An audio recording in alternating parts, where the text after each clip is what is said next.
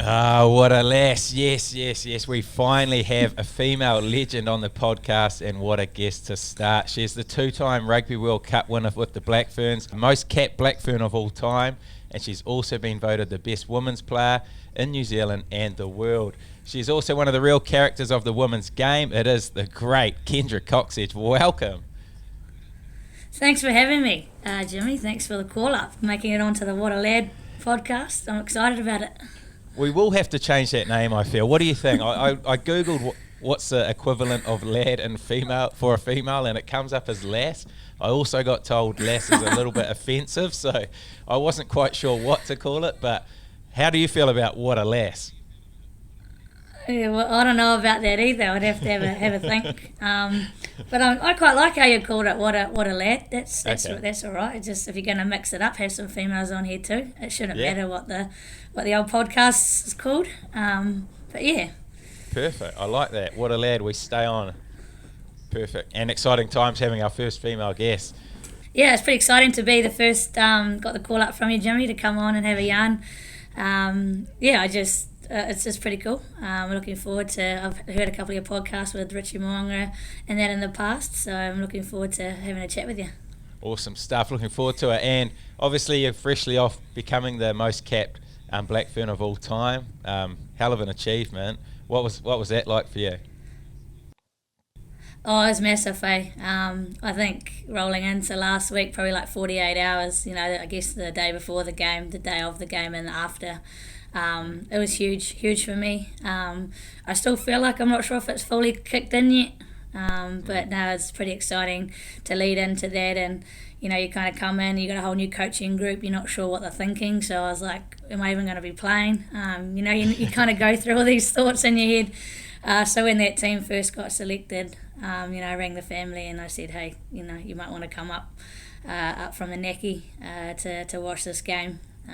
Because they all knew it was kind of coming up. But, it's just so surreal. Words can't really describe it. It's pretty special, 16 years on the side. To finally get out there and achieve it was pretty special for me and my family. Yeah, 16 years. It's been some career for sure.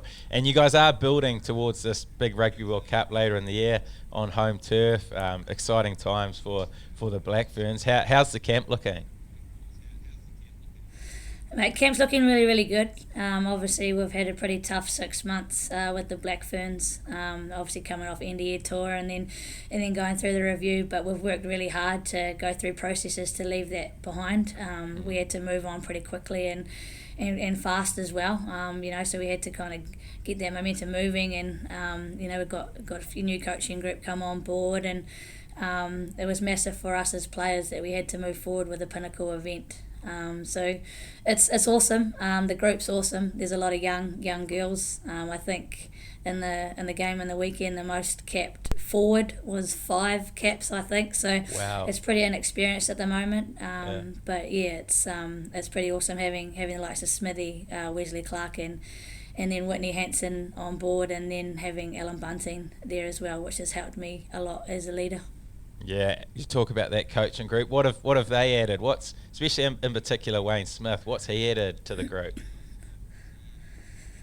Far out. It's more like what he hasn't added. No, he's a great coach, as we know. He's world class, and for us, he's allowing the girls to express themselves. He wants to see the girls make mistakes. Because if he thinks if you're not making mistakes, then you're not challenging yourself, and we're not playing the right game that we want to play.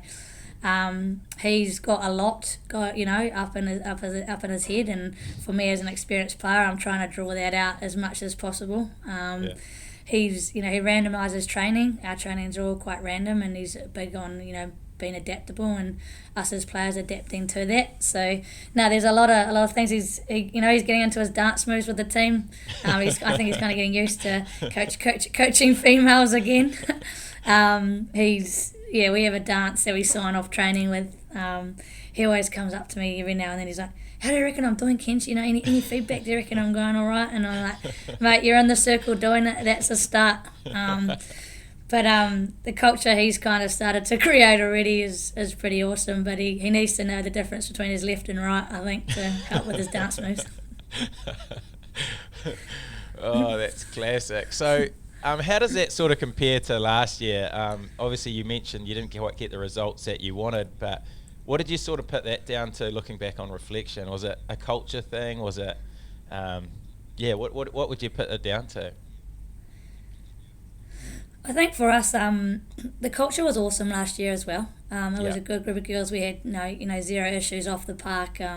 We actually trained pretty well. But we just couldn't put that performance out on the park. And I'm not going to use the excuses of COVID. In terms of the fitness level of the side, there was one thing that wasn't up to international standard. And then I probably put it down to just the lack of footy over the last couple of years, and a lack of footy at not just at an international level, but at the top of the international game. So always going over there and playing England and France was always going to be challenging for the side.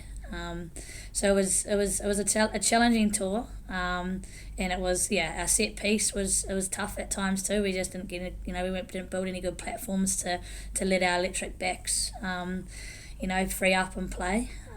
But I think from there, sometimes you've got to go through some tough stuff to come out better. And we look back now, and we're not going to know until World Cup, but I think there's things that have happened that have probably been the best for the side. A lot of different little changes within the group and all that kind of stuff. So I feel like we're on a really good road at the moment, and we just got to make sure we just keep challenging ourselves and putting our performance out on the park. Did you see those results kind of coming, or were they a complete shock to you? Because obviously, from my point of view, I definitely didn't see those big scores coming. I thought over there you guys would have been a lot more competitive. Potentially I would have backed you guys to be winning those games. So did you sort of see that from the inside in? No, it probably blindsided us as players too, to be honest, Jimmy. It was, I went over there going, this is going to be awesome, can't wait to play again. Yeah. I'm sure we'll go well. Looked at looked at their footage and kind of knew they were going to be good. Knew they were going to be tough, they always are. But then just, getting out there in that first game, you're kind of like, oh shit, lost, didn't go too well. But never thought we'd go over there and lose 4 games. And that was really hard pill to swallow for me, for someone who's been around for a long time, and we haven't lost many games in the black jersey. So that was really, really challenging for someone, not just for me, but probably for most of the group. We had a lot of girls on debut, so some of them had never won. Obviously, at the end of that tour, never won in the black jersey, so that's what was important for us leading into the game last week too. Or even for me, at the back of my mind, I was like, man, we've got to get a win in the jersey. We've got to get a win back in the jersey, not just for the new players, but for the country. And with the World Cup, we need to get the public in behind us. Yeah, and I feel like the public is getting behind you, and it's going to be exciting times when we get to that Rugby World Cup, eh? Yeah, we can't wait. Like, even far out, the weather was so crap in the weekend. It was just so much rain. I don't think I've ever played, you might have played a club game in that type of weather or that type of field, but not international test footy. And the crowd came out, umbrellas and all. They were, and they're a nice vocal crowd too. And there's nothing that beats playing at home, in front of your family. It's bloody awesome. Yeah, bring on the Rugby World Cup. Looking forward to it. But as always, I do want to go back to the start, like I do with all my guests. Hear about your upbringing, how you got into footy. So give us a rundown. Yeah, all right. It's got to think back, get the memory bank going back a few years now, Jimmy. But I've been playing rugby for 30 years this year. So I started playing rugby when I was 4. So been playing for 30 consecutive years. I'm from Taranaki, from the Naki, so grew up there. I've got twin sister, 2 older sisters, my mum and dad. I did a bit of tap dancing with my sister.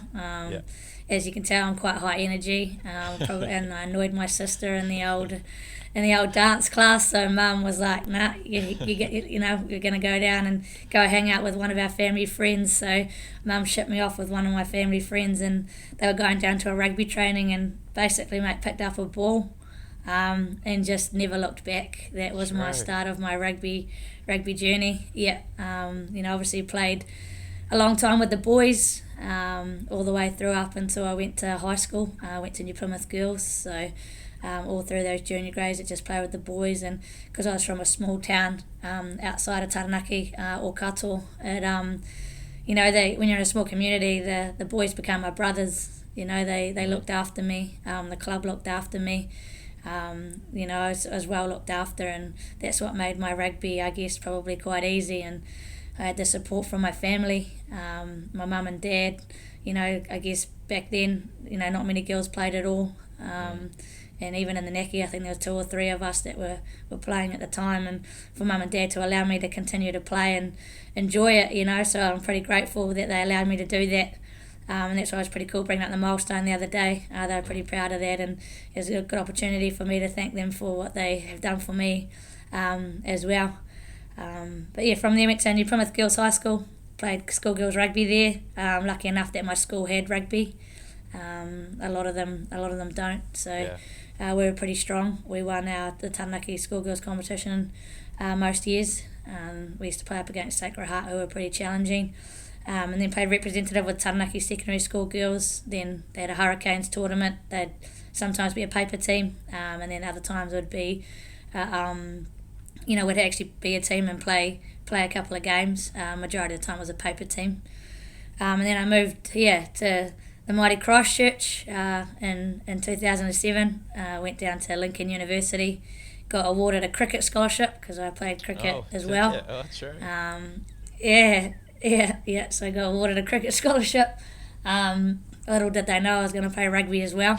Got a bit of a slap on the hand for doing that, and then made the Canterbury women's team, and then from that year I made the Black Ferns. So 19 years old when I debuted.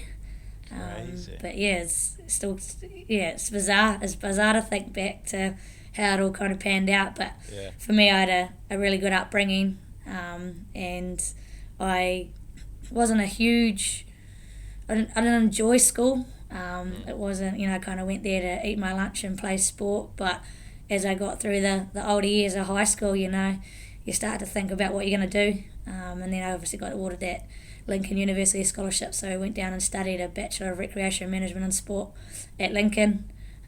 Which is pretty cool for someone who didn't really enjoy school. Managed to work really hard and get a degree, and then make the Black Ferns, and also made the New Zealand A cricket side, so the side that sits under the White Ferns the same year. So kind of had to choose between them.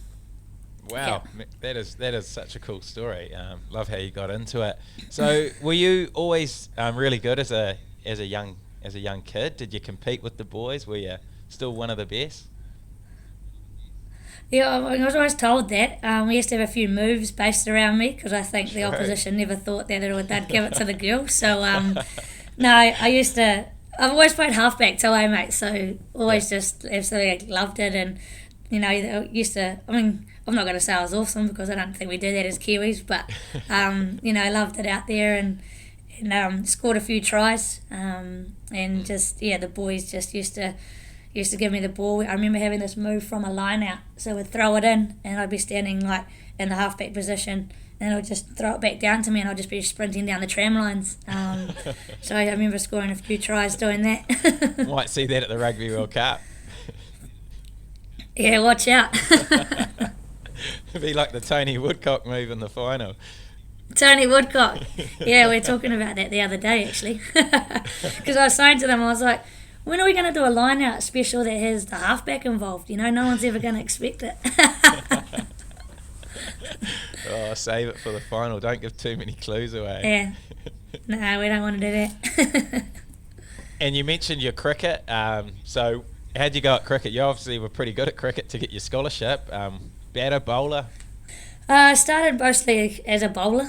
And then, so all through school and then made the Central District Hinds. In the Taranaki women's team, and then through my career just still a bowler. I probably sat at school in about third or fourth batter, and then later on with the Central Districts with the CD Hinds, was probably around 8 or 9, just coming at the end. I was a bit of a pinch hitter. I always got caught. I didn't really know how to score runs slowly. So I used to get caught a lot. Amy Mason, who used to Amy Watkins now, played with her, and she used to score runs pretty quickly too. So I kind of used to be like, oh, I'm not here to muck around. I'm here to hit fours or sixes. So I tend to get caught a lot on the boundary or caught at slips, just trying to give it a good hack. But I guess towards the end of the cricket, I actually ended up opening the batting. So I kind of taught myself to slowly score runs and just hold my wicket. So, yeah, and then just slowly became a little bit of an all-rounder, really. They need to get you involved in that Black Clash. Yeah, well, I played the first year of that when I was down. That's right. Yeah, down in Christchurch. Yeah, and we've got Ted's in our environment, so I've been riffing into him about dropping me. I was like, you dropped me. I never got a phone call after the first year. But he reckons he's going to get me back, so I'll hold him to it. I'll see some boundaries. That'll be good stuff. So, what made you choose rugby over cricket in the end? I think a lot of people kind of ask me, and I think for me it was probably around. Cricket is a long time. It takes up all your day. It's 6 hours basically all up, 3 hours batting, 3 hours in the field. And I think by the time, because I'd played at such a young age and all the way through and played women's at a high level at 15, I probably just started to get a little bit probably sick of it. Even though I did enjoy it, but rugby is just, it's 80 minutes. I'm a halfback. I'm touching the ball every few seconds. So I think that's probably what ended up making my decision around that. I do sit back and reflect to wonder what it would have been like if I chose cricket and where I would be if I had chosen cricket. I'm never going to know.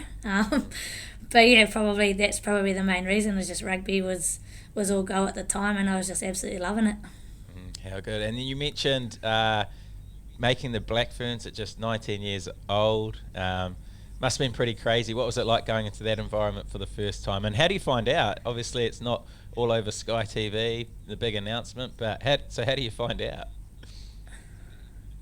Yeah, so for me, I remember finding out pretty clearly. I was in the halls at Lincoln Uni, and I got this phone call. I was like, oh, this is a random number. And I had a few of my mates just hanging around in the dorms there, in the halls. And then they rang me to say that I had, it was Warwick Taylor actually, rang me and said that I'd made the Black Ferns squad. And, when you're young and that age, and the Black Ferns weren't really known a lot. I knew they were there. I'd watched them a fair few times in 2006 at their World Cup and stuff, but I never, and I've always wanted to play for New Zealand, but then, I just kind of rocked out, played Canterbury Rugby, and then just got this phone call to say, hey, you made the Black Ferns, you're coming into camp. And that's how it kind of panned out, and I just remember being in a bit of shock, and I think my mates were crying more than what I was.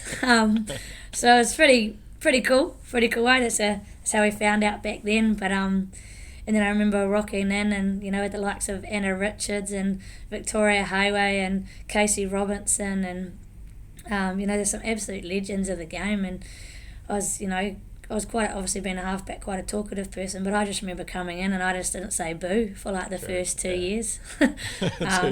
It was pretty daunting coming in, but they took me under their wing, looked after me, and Emma Jensen was another legend of the game at halfback, and worked alongside her for a few years. And but I just remember coming in and just felt a little bit like didn't want to put my foot wrong, especially at 19 years old. So it was pretty special at the same time. And then I got to make my debut in Wanganui against Australia. I remember getting 2.5 minutes off the bench, ran on. I think I just about put the ball on the wrong side of the scrum actually. I ran on and had the ball, and then I was like, hang on a minute, I'm on the wrong side, so I had to quickly scoot around to the other side, because I think I was like, went to kind of put, just about to put it in, I was like, what the hell, where's the hooker's foot, so scooted around the other side. The ref didn't even tell me either. I was like, but mate, at 2.5 minutes felt like it was about 10 seconds. It went that quick. Yeah, it always does, coming off the bench. For those little cameos, But is there any sort of traditions or initiations you do in the Black Ferns, like for a 19-year-old coming in?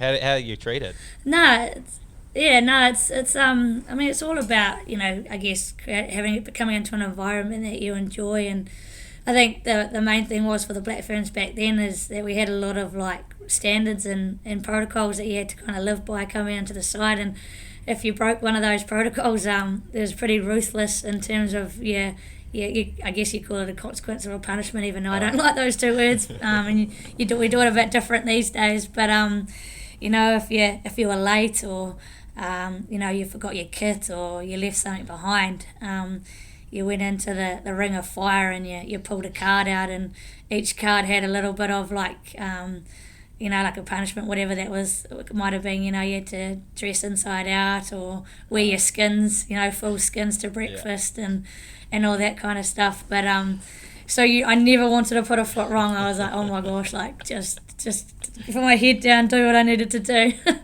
Because it was pretty scary, or singing a song or singing the anthem or something. And as a 19-year-old, like, that's daunting. Not the one. So I didn't have to. I was pretty good. Yeah. I think there was one time, I've never been late in this team. It's something that lateness is a non-negotiable. But there's one time I left my room key, I think, on the table, and someone picked it up, and when I went into the ring of fire, I was like, oh my God, please don't get the singing one, please don't get the singing one. But I had to wear the full skins to breakfast, so it wasn't too bad, but never again. I didn't want to put a foot wrong, that's for sure. So how does that look now in terms of those sort of punishments? Mate, we just got, as you can imagine, with the new generation and that coming through, as things are a bit different. So we just try and create a really good environment where everyone kind of feels safe and loves it. And I guess it's around creating that high performance environment. So girls come in and knowing that that you need to be where you need to be, or have what you need to have. So we don't necessarily have that anymore. We're just working through a bit of a process with a new coaching group now around small things like that, so we haven't got anything necessarily locked in yet. But the girls have been pretty good, actually. So that's what makes it, because you don't want to have a punishment every time. It's a bit tough, obviously, as we know, with the new generation coming through. You've got to be a bit nicer to them. Because I say to them, I was like, man, when I came in as a 19-year-old, holy heck. Yeah, back in my day. Yeah. Yeah, back in my day. I never thought I'd be the person saying that, but... Yeah, that's it. But you've obviously had an incredible career, so many amazing achievements, so many big games. Any sort of games that really stand out for you as career highlights? Yeah, there's always a few that kind of stick out to you. Mine would probably, the one in terms of a whole year, 2015 was a really cool year. We just come off that 2014 World Cup and we weren't successful. We lost to Ireland in the round robin, which kicked us out because there was no quarterfinals or anything back then. So we ended up coming fifth. So from that one, we wanted to turn a corner in 2015, and that's when Glenn Moore and Wesley Clark and Ruben Samuels kind of came in, and that Canada trip was awesome. It was a series over there that we were really successful, and we played really good rugby. So that was a good massive changing point for us. So in terms of a whole year, that year was probably one of my favourites. But nothing will probably beat the 2017 World Cup final. After losing 2014, we were going to that World Cup and we weren't coming home without it. And then we were down at half time. I just remember sitting we had obviously a different coaching group then, a slight change. We had Grant Keenan come in as coach, and he was our backs coach, and I just remember sitting in the changing room at half time, and he goes to me, he's going through what he's seeing and what we need to kind of look at for the second half. And I just remember sitting there, and everyone was kind of sitting there with just in real focus. There was real quiet. It was kind of a little bit unusual, but and then I remember him coming up to me. Grant comes up to me and goes, "Kenj, you're all good. You don't seem yourself. Are you all right?" And I said, "Don't worry, we've got this." It's almost like we all knew that what we needed to do, and we just needed that time to process what we needed to do. And as soon as we ran out, we just flicked the game over completely, and We were playing a wide, expansive game, but England knew that, so we started to play a tighter game. And just, I think for me, it was around the ability as a team to be able to do that, to flick that switch over and change a game plan completely, which was probably almost never heard of in the women's game, Jimmy, at that time. So it was pretty special to come in, and our prop scored a hat-trick, took in our tour, scored a hat-trick in a World Cup final, and we had Vic Zabriskie-Nuttall doing crossfield kicks. There was just that to me was a big change in the women's game as well, and how it was played. We set a really high standard there. So, when you can remember a game that clearly, it's obviously, it's definitely a special one for me. Yeah. Love that. And what are your nerves like going into a World Cup final? You're a nervous sort of player, and obviously you got the goal kicking duties as well, which always adds a little bit more pressure, especially in a World Cup final. Yeah. I used to be really nervous, and I couldn't eat a lot. I guess the day of the game, and then kind of you get mental skills support and help around dealing with that, and I think just experience has helped me now. But if I don't get nervous, that's when I find that there's an issue.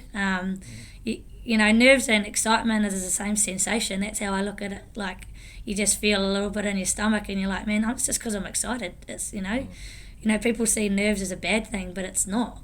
You probably know that as a player too, Jimmy, when you played.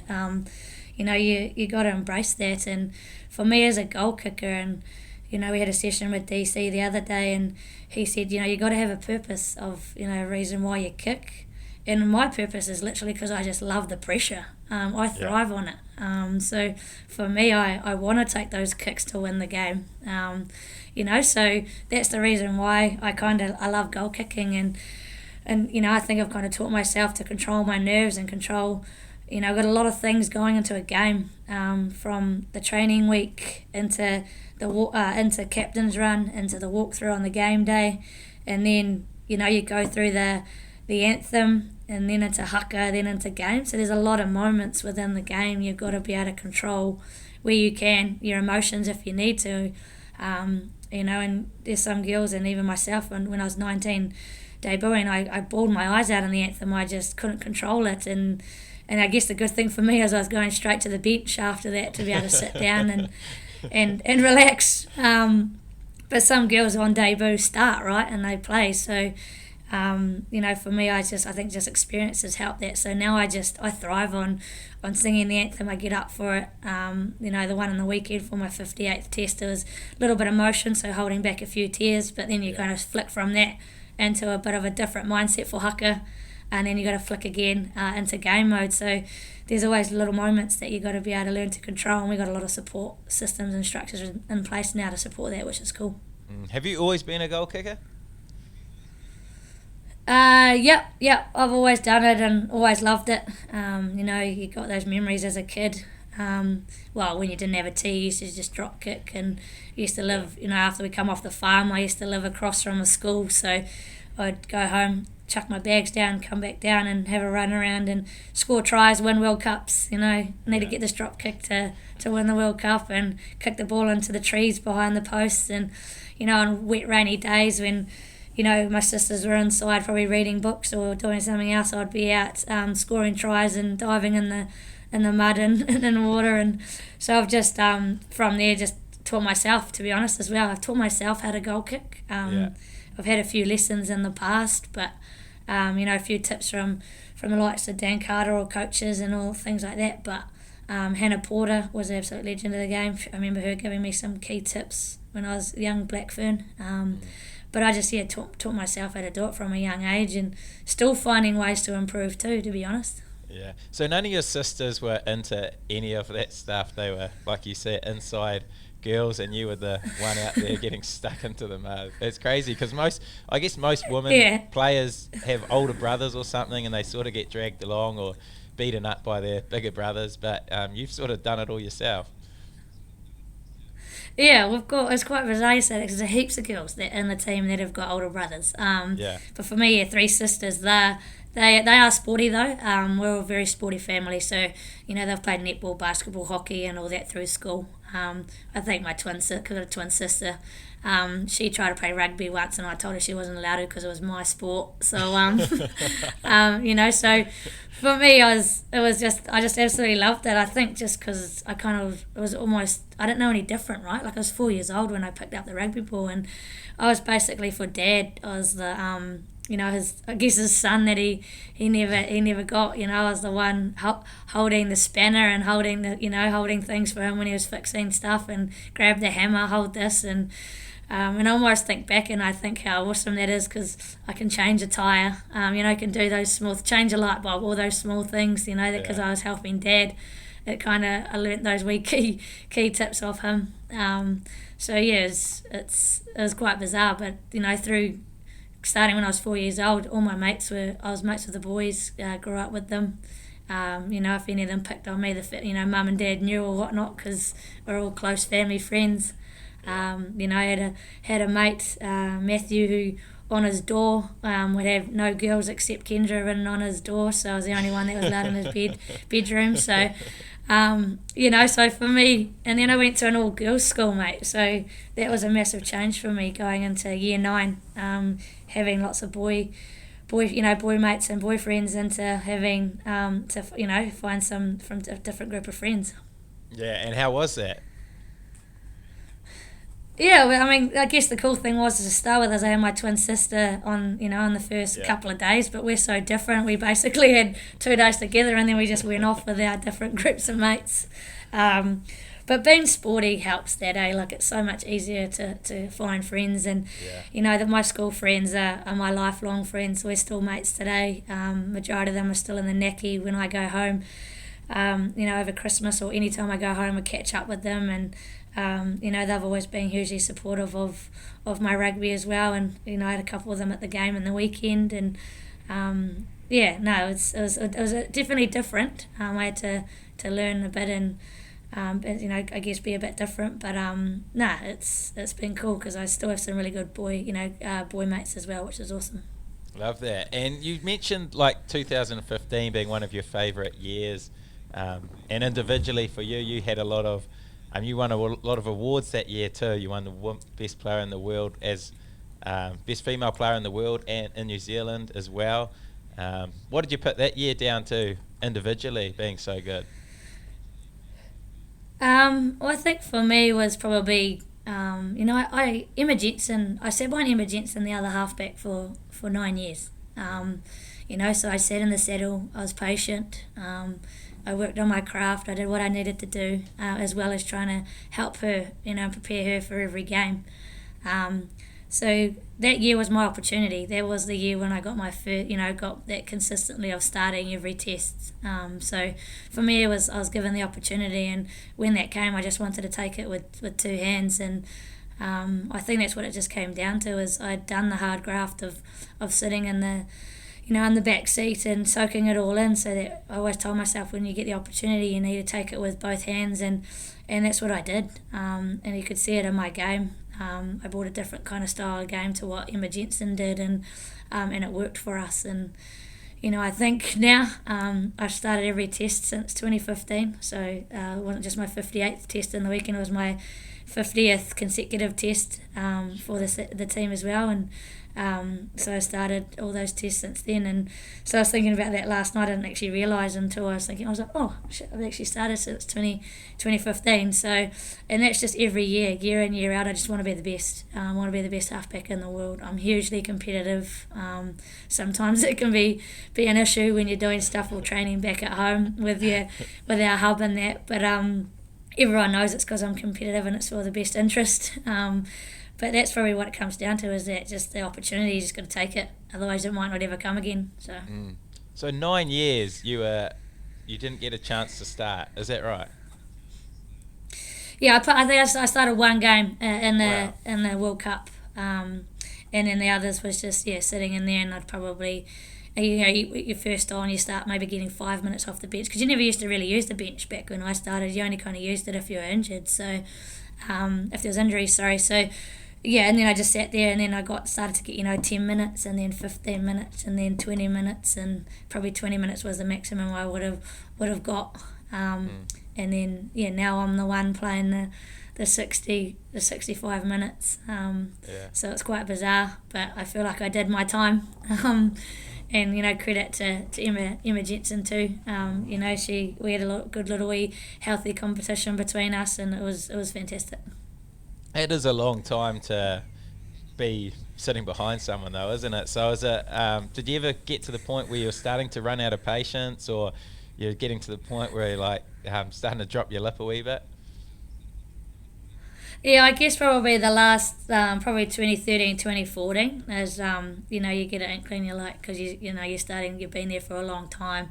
Yeah. But at the same time, I absolutely loved it. Like, I just loved any opportunity I got on the jersey, and just took that. But I'd be lying if I said I didn't get impatient, because that's just not the reality of it. And I knew Emma was coming to the end of her career as well, so I just had to keep telling myself, just be patient, sit in there, soak it all up, learn from her, learn from the likes of Anna Richards, who was my 10, and then towards the end you started, I wouldn't have said I would drop my bottom lip, but it was a point where you get to a point where you're like, man, I probably feel I should be starting over her, but it comes down to the coaching group and who they select. So I just had to buy my time and continue. And then 2015, new backs coach kind of come in, and that's when I got that start over Emma. She ended up playing that year, and then after that she retired. And then instantly that first year, getting your first year to start, and then at the end of that year being named the best player in the world. What's that feeling like? Holy, like, just you asking me about it gives me goosebumps, because I'll never forget that. So that was 2015 was awesome. It was over at the World Rugby Awards in London. Obviously there's the World Cup over there, the Men's World Cup. So I just remember going to the awards. They fly you over. Especially you went to the World Cup final. It's when the All Blacks beat Aussie, and then the awards night was the next night, and I just remember sitting there and watching and just soaking it all up. And then it got to my award, and you kind of get a little bit nervous, and you're going, oh my gosh, like, I'm not going to win this. Like, there's so many other amazing players out there. And then my name got called out, and I was just like, what? Like, I was actually in shock for a minute. Like, I was sitting there, I was like, and then I had a couple of mates there with me, because they were travelling the world at the time, so I invited one of them to come along with me, and she's like, your name got called out, you need to go up. And then from there I was just like telling myself not to trip over. I was like, don't trip over. I was like, because you kind of see what way people go up the stairs and see how they walk across, and I just never want to be that person that trips over. So that's all that was going through my head. I was shaking at the time. And Maggie Alfonsi, who was a legend of the England side, she was giving out the award, and she presented me with it, and at the same time all the All Blacks stood up, because they were all there, and gave me a standing ovation. So that was the thing that all I could remember was them standing up as I was walking up on the right side, and me telling myself, don't trip over. But it all kind of happened so quickly. And then just after coming off the stage at the other end, holy heck, it was nuts with the media. Like, it just went crazy. All the things I had to do and get into, and being so young in it. But it was such an amazing event. They put on a pretty good event, as you can imagine. And then after that, came home, and then a few months later was nominated for New Zealand Women's Player of the Year. So I had to get the glad rags on again and dress up, and then won that. Won that award too, which was probably pretty cool and pretty special for me. My dad had just been diagnosed with cancer, and so he then was going through chemo and all that kind of stuff. So I guess to win that just kind of helped the family and get him kind of through that. And he's in remission now, obviously, and he's fought it, and I don't know, just things like that. It kind of just helps I guess keep the family going and all that. So it was pretty special in 2015. Were you confident going into that New Zealand one? Once you've been named World Player of the Year, surely you're going to be the best in New Zealand. Is that what you're thinking? No, well, it kind of crosses your mind, eh? You're like, oh, maybe. But then I know someone that won the World Rugby one and didn't win the New Zealand one. So someone had told me that, because I was like, oh, surely you're going to win it, surely. And I was like, oh, maybe, we'll just see what happens. And then I got told, yeah, someone won the World Rugby one and not the New Zealand one. So then that put me back in my seat, just to be like, okay, just tell yourself you might not win this. But another award I remember you winning is the 2018 New Zealand Player of the Year. So this was men and women. You go on the list with the likes of Bowden Barrett, Kieran Reid, Richie McCaw, all the legends of the game. What was it like winning this one? This must have been unreal. Yeah, that one, holy heck. I'll never forget that one either. Kind of same situation. I got my twin sister. I just happened to, because I try and invite, the family who's available. So mum and dad had already been to one, and this next one I was like, oh, I'll take my twin sister, get her to come up to Auckland and go. And so she was with me, and our Canterbury coach was nominated for Coach of the Year, because we had won consecutive Whareparama Cups then as well. So just sitting there again, and I had won the Whio Whamasele medal, which is the FBC Player of the Year. So sitting there, I'd won that, so I'd already had to go up on stage, and then the night kind of went on, and I just remember, because I won New Zealand Player of the Year as well, so New Zealand Women's Player of the Year. So I went up on stage, and I knew the Kelvin Tremaine one was the next award after that. So I remember going up on stage and getting the Women's Player of the Year, and I was there was a seat there, and just one seat, and then Susumo was interviewing me for that, and because then I'd do 2 awards, and then you'd go down off the stage after that. And then the guy from Sky, he comes up to me at the end after everyone was clapping, and he goes, oh, I need to put this seat here for the next award winner. So then my mind was, oh, I haven't won this award, because why? I'm already up on stage, and there's obviously someone coming up to sit in this seat next to me, so I'm already sitting on stage, right? And then, names are getting called out from the ABs, and I don't know, I guess the world we were living in, Jimmy, it was like, holy heck, a female's never going to win this award. Things are obviously getting better in the game, and the women's game was more supportive, but I just remember 2010 when the All Blacks won Team of the Year over us, when we had won the World Cup and they had only won the Bled.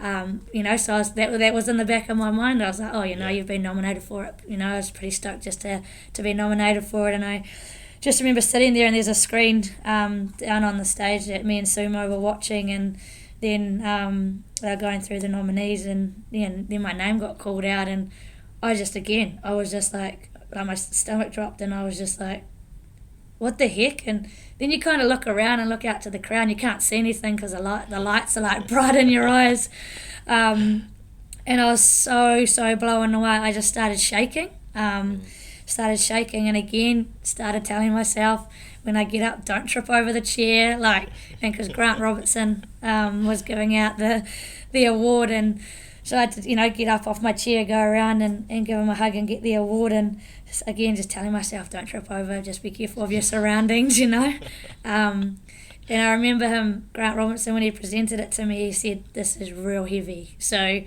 had to just make sure I was tensing so it wasn't the old here it is, and then drop forward.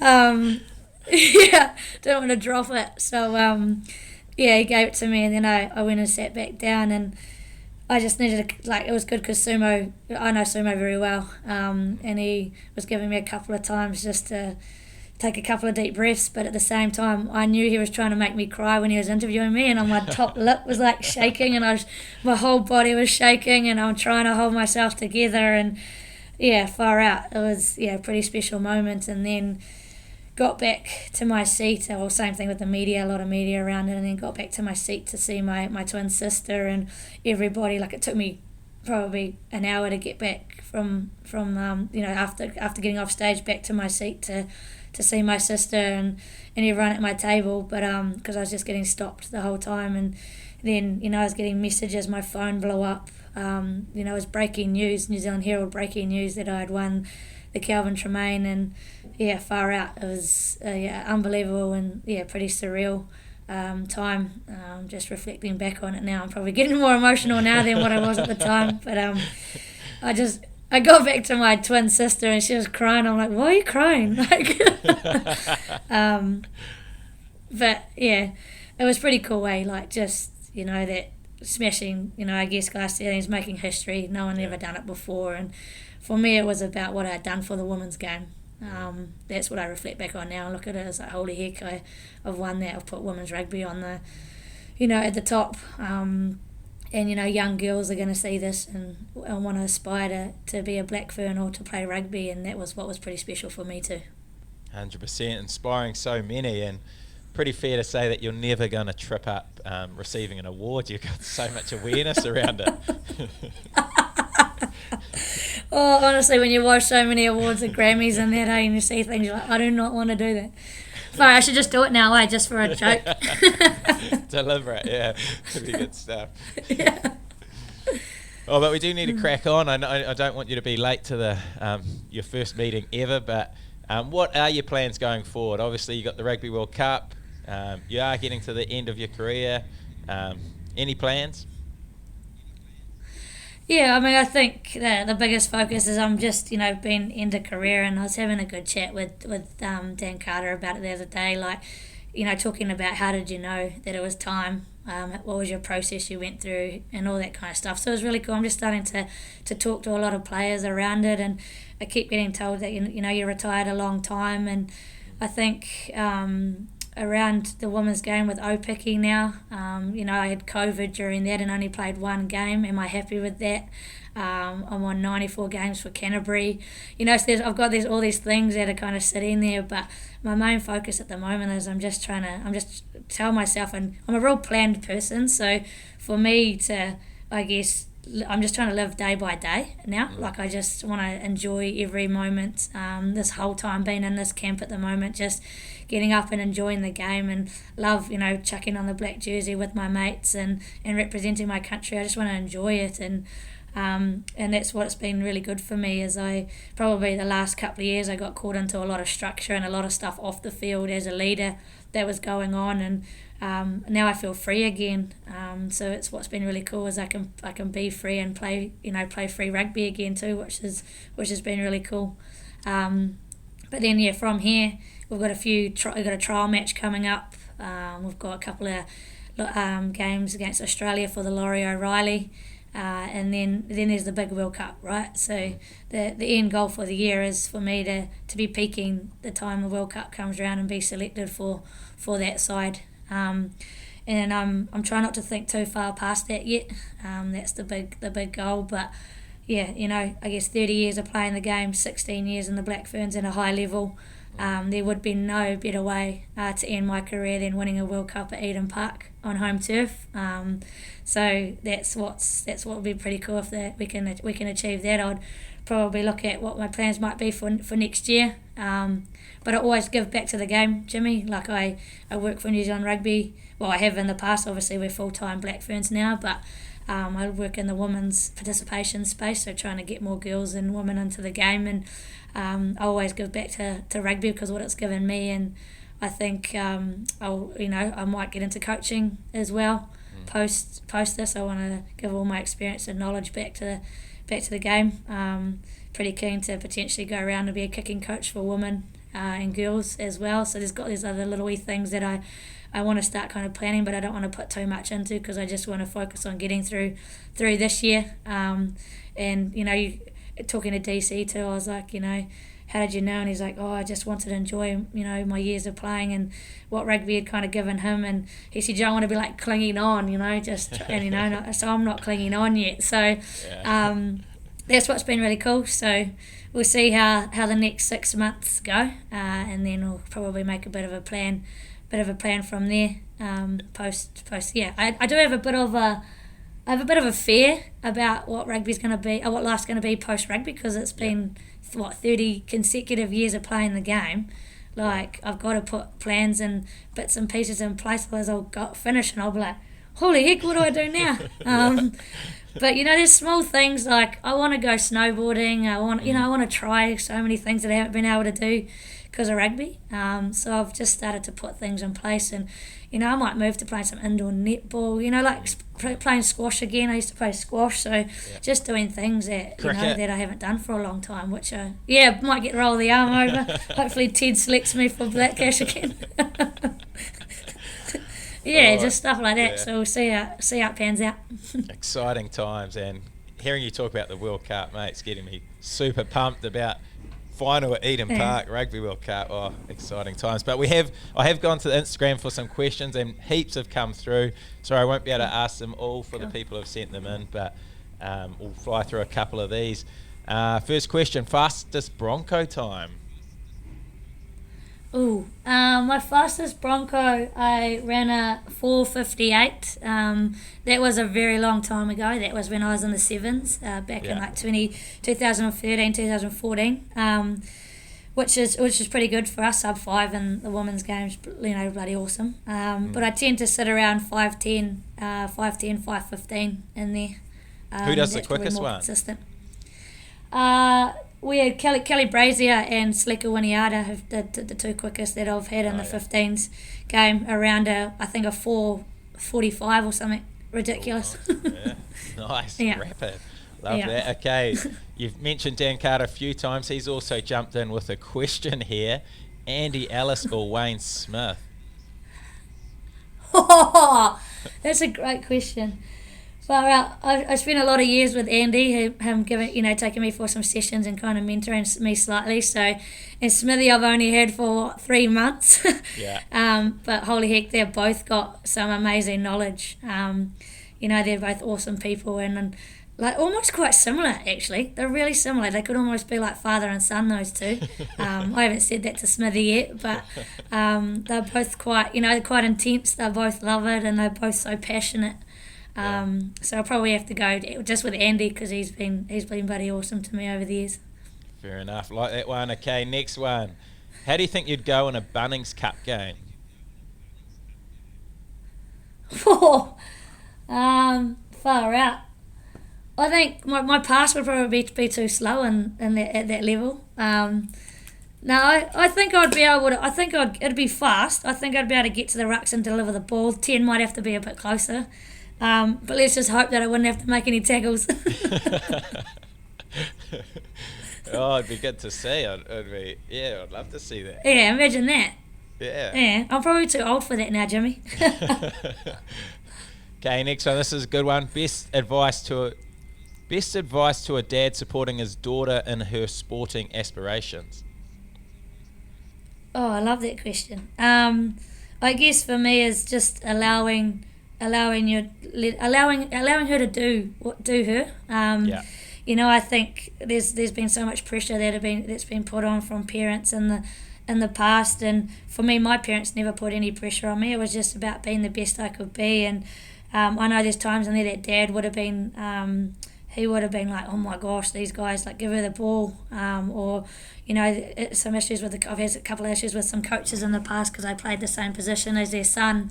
But just being hugely supportive, backing her when she needs someone to talk to, someone to, just being positive, positive information, positive around the game, and just, I guess, getting her to set some goals actually as well is always a good one, and helping her through those. But just, the biggest thing is not putting any pressure, and if she plays other sports, allow her to do that. I'm huge around balance is better. I played like 6 or 7 sports at school, and I think that's what's allowed me to become the player I am today. So and if she gets the opportunity, take it with 2 hands because it might only ever come once. Great advice. Love that one. Great answer and good question for whoever sent that in. Next, 2 more questions. This next question is from our major sponsor, Swish, which I know you're on Swish, so if you are listening, go get a Swish from Kendra, one of the great Swishes in the world. If you could get a video shout out from any celebrity, who would it be and why? I would say, do you know what? This is going to make people laugh. I absolutely love Celine Dion. I love Celine Dion. True. I wasn't picking that. Yeah, like she's... No, so there's one person. She's in my my game day playlist, but also Simone Biles. I think Simone Biles is an absolute freak. Like gymnast, I think that would be pretty cool.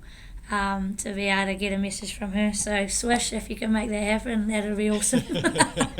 Let's make it happen. How does your swish go? You constantly doing them? Yeah, I've only had a couple. I haven't been on it too long.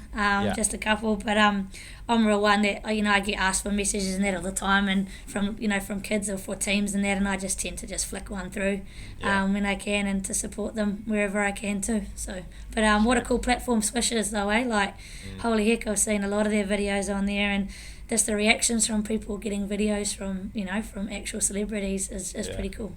Yeah, it's awesome stuff. Okay, last question. Best piece of advice you have for a Woodlad listener? The best piece of advice would be to continue to listen to What a Lad, because Jimmy's going to have a lot of females jump on now. You've broken the trend. You're a trendsetter, just like the award. Now on the podcast, you're breaking traditions. Just breaking glass ceilings. That's what I was looking for. I think for me is... Yeah, nice. No, I think for me, advice would just be, I've probably kind of said it as, is allowing people to be themselves, and if there's ever an opportunity to do something that you love, do it, and never be told that you can't. There's a few times through my career I was told I couldn't play with the boys, but there was no reason for it, so I did it anyway. So, and just enjoying the moment where you can, and I guess life's too short, so embrace it. Love that. Oh, we do need to get more women on this podcast. That is powerful stuff. Love it. Thanks, Jimmy. Thanks. But really appreciate you coming on the podcast. It's been awesome to hear your journey. Obviously, you are an absolute inspiration to all the female rugby players out there, especially the young ones who are looking to make a pathway through the game as well, and obviously still inspiring a lot of men players as well. So it's been awesome to hear how your story's gone, and really excited for the Rugby World Cup. I cannot wait to see the Black Ferns and yourself competing at this Rugby World Cup. But I really appreciate you coming on the podcast. Awesome, thanks Jimmy. Thanks for having me. It's been awesome chatting to you. Appreciate you for having me on the show and being the first female. So hopefully you get a couple more listeners. You're a legend. Appreciate it. Cool. Thanks Jimmy. See you later.